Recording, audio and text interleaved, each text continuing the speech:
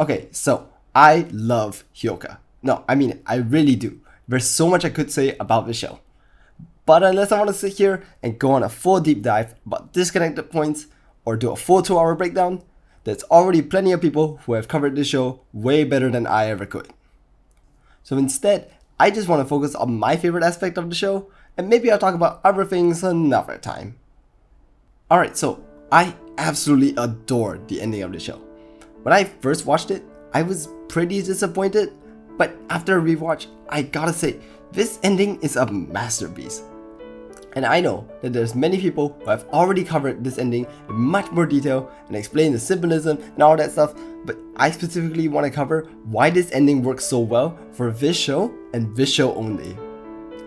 But to explain that, we kinda need to set some context for how the show works. Okay, so here's a rough recap of the entire story of the show.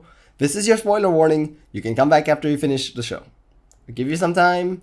3, 2, 1, penguins. Okay, so this show opens with our main character, Oreki Houtarou, talking with Fukube Satoshi, who is his middle school friend.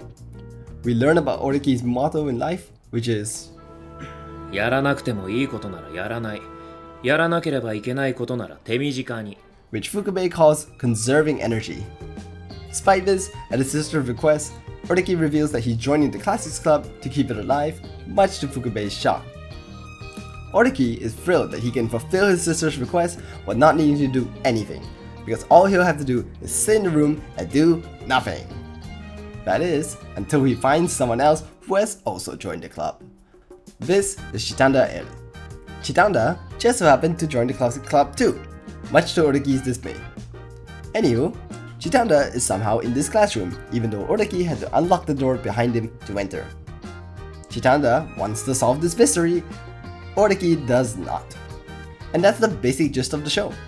Some sort of mystery appears, Chitanda becomes curious, Oreki reluctantly helps despite him not wanting to, and he solves it, usually without much difficulty. In episode 2 to 6, they solve a bunch of small mysteries, which all contribute to the overall arc of helping Chitanda remember what her uncle said to her years ago, her uncle being a former member of the Classic Club, who wrote the Classic Club's first anthology and was sacrificed during a protest. In episode 7, Oreki helps explain a ghostly figure that Chitanda in Ibara saw, Ibara being the 4th member of the club. In episodes 8 to 11, they help a class figure out the ending to a script to a film that their classmate didn't finish writing. There's this beach episode where Oreki solves a missing item case. Then, there's this long cultural festival arc where all the clubs are doing their own cultural festival thingies. The Classics Club is selling their anthologies, but accidentally orders way too many. So, while Oreki stays in the classroom to sell the books, the rest of the gang finds ways to promote the books and other hijinks. Throughout the 3 days, there's this thief stealing peculiar items from various clubs and leaving their name on the scene. Once everyone figures out the thief's pattern, they start anticipating their actions and then trying to catch them in the act, and the Classics Club is predicted to be the final club that they steal from. Oreki manages to not only figure out who the thief is, but also aids them in exchange for 30 copies of the anthologies and extra promotion to their booth. The last few episodes are rather episodic. There's a story where Oreki and Chitanda try to find out why his middle school teacher likes seeing helicopters. There's a story where Oreki shows Chitanda how easy it is to come up with theories by trying to explain the reason behind an announcement that was just played. Then there's the story where Oreki and Chitanda get stuck in a shed and figure out how to get out. And also this really good Valentine's episode where Oreki figures out who stole some chocolates. In the final episode, Chitanda asks Oreki to help her with a ceremony. There's a small mystery, but really the important part of the story is at the end when Oreki indirectly confesses his love to her. Kind of. It's not exactly what happens, but we'll get to that later. Okay, so that's a very rough gist of Hyouka. It's a mystery / slice of life that also has a bit of romance. Oreki doesn't want Chitanda to say,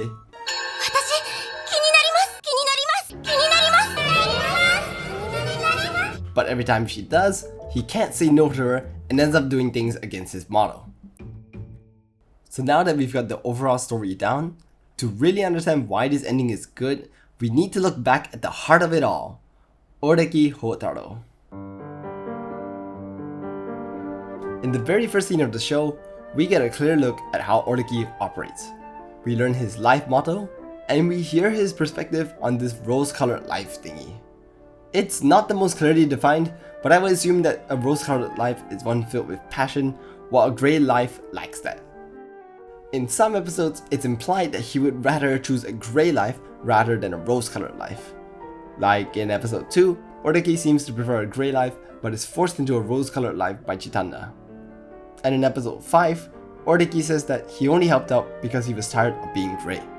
He wanted to try doing something, and he figures while his friends may be wasting energy, the grass may be greener on the other side. And this change of heart basically gets him to solve the first mystery of the series. He goes out of his way to fill in the gaps in the theory, contact the librarian, and finds out what happened to Chitanda's uncle. As the series goes on, we see Oreki getting more and more involved with each mystery. Usually, Oreki is reluctantly dragged in because he can't ignore Chitanda's curiosity, but even still, there are a lot of things he chooses to do even though he doesn't have to. In the movie arc, Oreki basically finishes the script of the movie himself.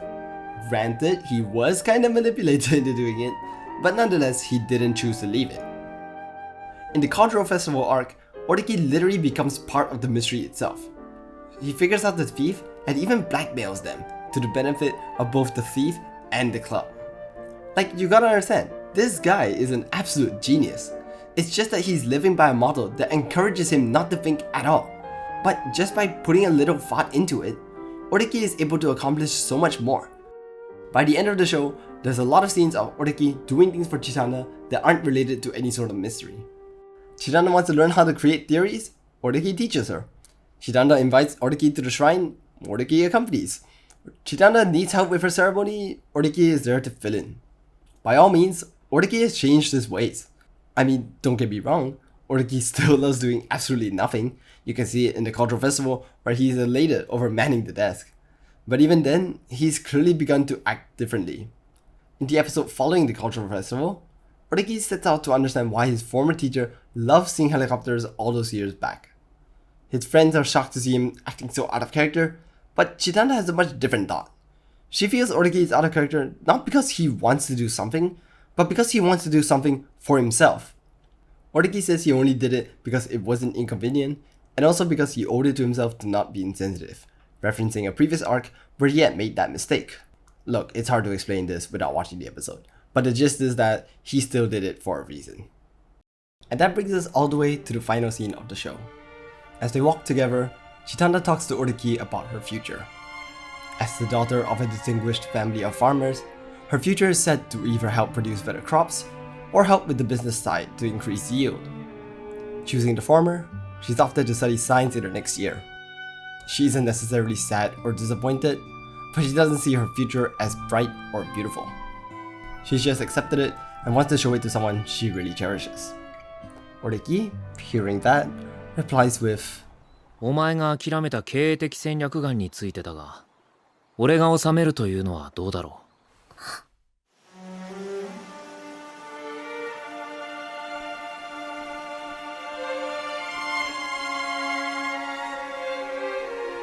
Or at least, he wanted to. Many are disappointed that Oreki doesn't actually say this, which in some sense means he never ended up confessing to her, like a romance anime should. But to that I'd say that the romance wasn't the point. It wasn't about Oreki and Chitanda coming together and becoming an item. It was about Oreki's change. At this very moment, Oreki is basically saying that he'd want to become Chitanda's life partner. Up until now, Oreki always justified that answering Chitanda's curiosity is something he has to do. But this time, Oreki is being driven by something he wants to do. And that's the reason this works as an ending. In this moment, Oreki has found something to spend his energy on, not because someone asked him to do so, but just because he wants to. In this exact moment, Oreki has changed from his motto of energy conservation into a rose-colored life. And yet, as beautiful as all that is, there's one more part of the show that made this ending hit exceptionally hard for me.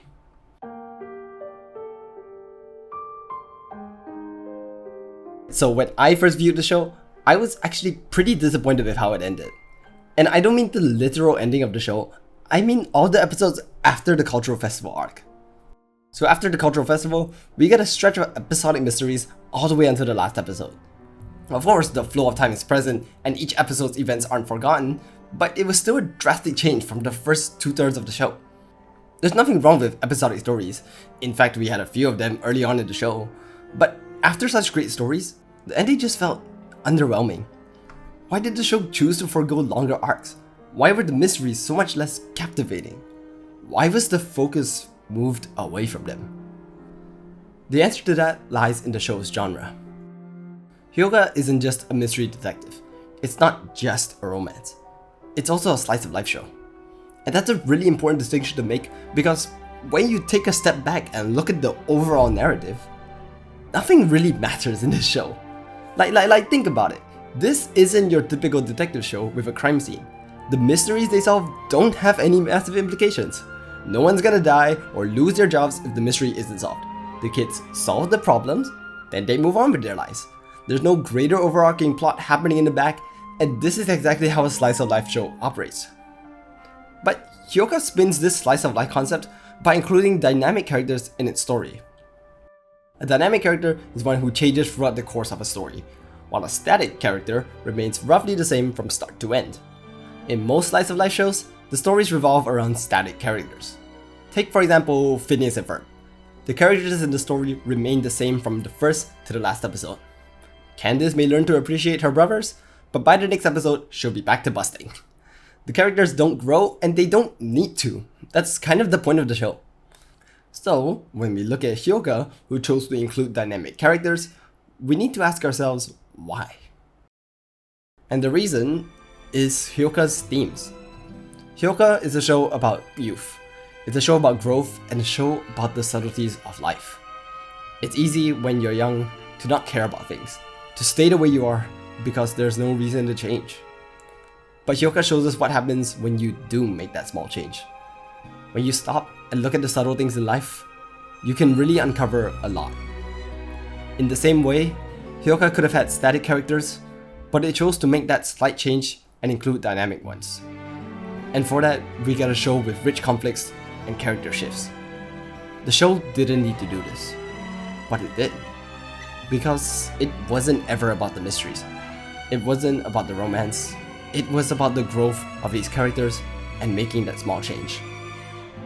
Hyouka shows us what happens when you pair a person full of passion with a person lacking it. It shows us how much more color can be had when we look at the small things and just put a bit of effort. Hyouka didn't need to have dynamic characters, and Ordeki didn't need to change his ways. But both of them chose to. And that's why Ordeki's growth, while subtle, is not only fitting, it's also massive. Thanks for watching.